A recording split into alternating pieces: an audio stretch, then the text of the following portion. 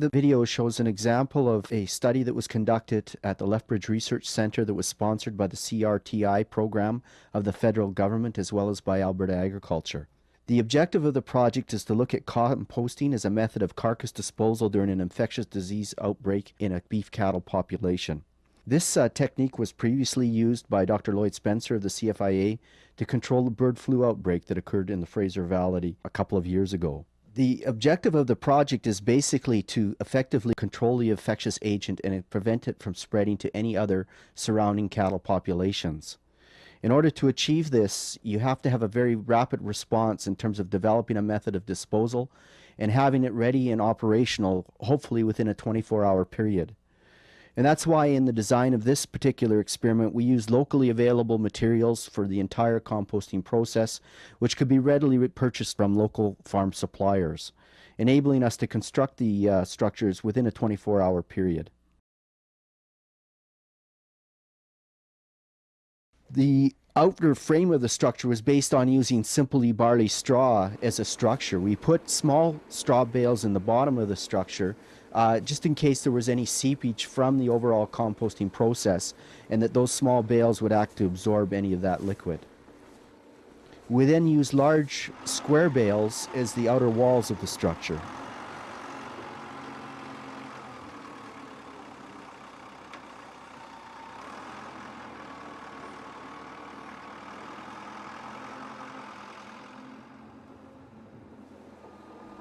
So our objective was to look at whether or not we could use a similar model, only scale it up to a much larger size to deal with the large body size of full-sized feedlot cattle.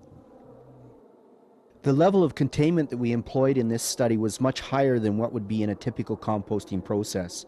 We used the large straw bales in order to contain the entire composting pile within a structured framework.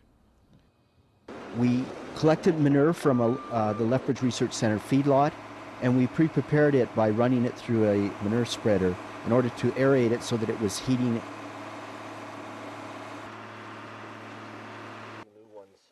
Now this is basically the first time this has been attempted under such a large scale and without such a high level of containment. And one of the concerns we had with regard to when we first tried this was whether or not we would get a significant amount of liquid coming off of the composting process. So we deliberately placed a drain system into the composting pile as a means of attempting to collect any liquid that may be produced during the composting process. We use standard silage plastic. This is the same plastic that's available that feedlots use for covering their silage pits. The idea of the plastic is to include it in order to get a very high level of security. So basically everything in the composting pile is retained within the plastic barrier. We put a layer of barley straw down in the bottom of the composting structure as an absorbent and also to help facilitate the composting process. In addition, we placed temperature transmitters within the compost itself. Now, these transmitters continuously record temperature throughout the entire composting process, and then we recover those transmitters at the end of the composting process and download the temperature data from the entire duration of composting. Now, one of the disadvantages of using the plastic is that there's a high likelihood that it'll restrict the flow of oxygen into the composting pile.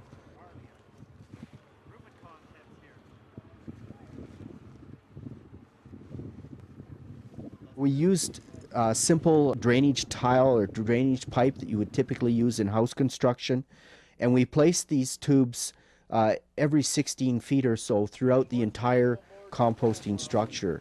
And the idea of this was to ensure that air was moving down into the composting pile in order for the composting to be an aerobic process and not an anaerobic process where oxygen is excluded and you end up basically making the same process as silage, and we didn't want that to happen. We wanted oxygen to enter the structure to maximize the degradation of the carcasses.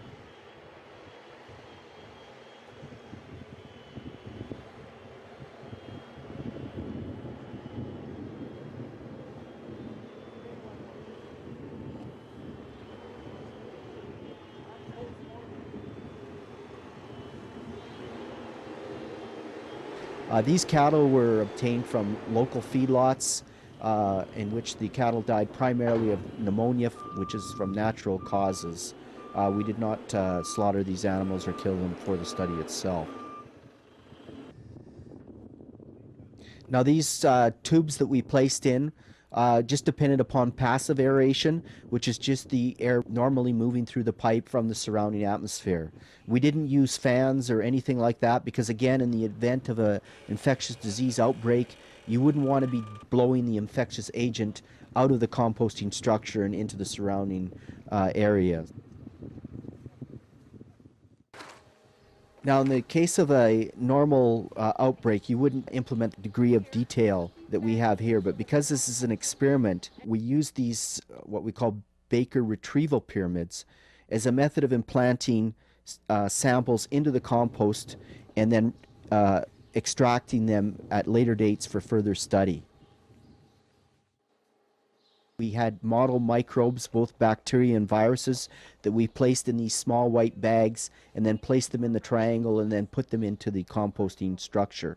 The idea there is we want to make sure that the composting process is killing microbes so that the infectious agent is destroyed during the composting process. We also put additional substrate in, such as tissue, brain tissue, and keratin, which is the protein that makes up hooves and horns. Keratin is very resistant to digestion, and we wanted to see whether or not if we could get breakdown of this very resistant protein during the composting process. If we did see significant breakdown, we'd have a good indication that the carcasses would also be completely degraded as well. We pack the pyramids with manure because you want to make sure that the environment within the pyramid itself is very similar to that of the rest of the surrounding manure during the composting process. All of the material was weighed into the bags prior to being placed in the pyramid, or the numbers of microbes were counted before they were placed in the pyramid. Now, in this case, at each of the pyramids, we also put in temperature measurements so that we actually measured the temperature at the site of each individual pyramid within the composting pile. We put or placed over 20 of these pyramids into the composting pile at two depths, one which was about half a meter down into the pile itself and one that was a meter down in the area of where the carcasses were placed. Now, under normal conditions, most of these model bacteria wouldn't cause serious disease in people. But under normal conditions, when you are dealing with an infectious outbreak, you'll notice that the employees are wearing gloves and protective suits. But under an infectious disease outbreak, they would also have masks on, special boots. The level of protective wear would be much higher if you were dealing with a real disease outbreak. Once we introduced the carcasses, we put about 16 animals in each of these composting structures. We would then take the manure and cover them using that heated manure, and you can see the amount of steam coming off of that, indicating that the manure is already heating prior to its introduction into the composting pile. We placed the manure, filled the structure up completely, so now the carcasses themselves are about 1.5 meters below the surface of the manure you see here. We then put in additional aeration vents in the top of the pile, again wanting to assure that we have an aerobic composting process. Should we jump to the next basin, Fred? We also use these vents to measure the types of greenhouse gases that were being emitted during the composting process. Everything was tightly sealed to ensure that in the case if there were truly an infectious agent in the pile, that it would have a very low likelihood of escape. And you can see how we've placed tires on the top, which basically restricts access by birds or carry-on feeders to the pile as a whole, ensuring that the infectious agent isn't transferred to other potential carriers. Those wires that you see are what we use to broadcast the temperature at the site of the pyramid, out from the pyramid to a computer that we have outside of the composting structure. We monitored temperature at over 48 different sites within each composting pile to get an idea of the spatial variation in the efficiency of the composting process. The tubes were used to measure oxygen at various depths within the composting pile. As mentioned earlier, it's very critical that the oxygen penetrate into the pile.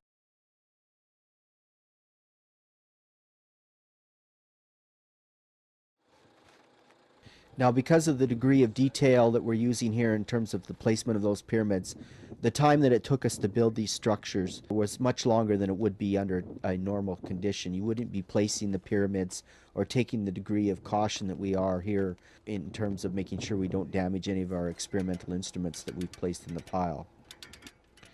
At various times then, during the composting process, we went into the structure and we would pull the triangles out of the structure from those depths of 1 to half a meter below the surface of the manure, and then measure whether or not the microbes had survived during the composting process and the amount of tissue that had been degraded during composting. And the chains and the strength of the triangle enabled us to just pull that right up through the compost itself and retrieve our samples. Now, at this point, under normal situations, if you were dealing with a truly infectious outbreak, the temperatures within the composting pile, because we can monitor them outside, we know they've already reached temperatures of 70 degrees Celsius. At temperatures of above about 55 degrees Celsius, most infectious agents are killed. And when we did the measurements on the microbes and the viruses that we did plant, the model organisms that we did place in the pile, the viruses were killed within a week, and the microbes were killed within 2 weeks.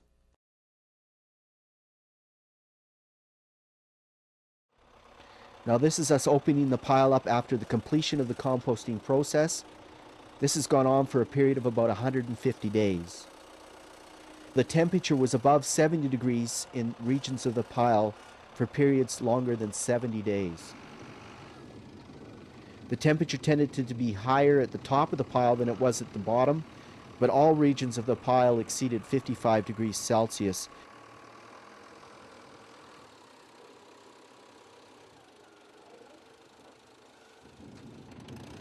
Now that we're emptying out the composting pile, if it was truly an infectious disease outbreak, the infectious agent would essentially have been killed as a result of the composting process. During this procedure, as we're removing the material, we're also recovering the transmitters, the temperature transmitters that have been in the pile for the entire time, and we will take those out and load them into a computer to measure what the temperature was over the entire composting process at the site of the animal as well. We did find that there was some evidence of still remaining bones and tissue, but the animals certainly were no longer recognizable after the composting process. The sizes of the tissue were relatively small, all much less than a kilo or 500 grams. After dismantling of the composting structure, we turned the material and put it into outside windrows, at which point any remaining tissue would be degraded during the secondary composting process. The critical factor is that at the point of that final opening, the infectious agent would have already been killed as a result of the high temperatures that were achieved during the prolonged composting process. And the brain tissue, about 98% of that was degraded within the first 2 months of the composting process.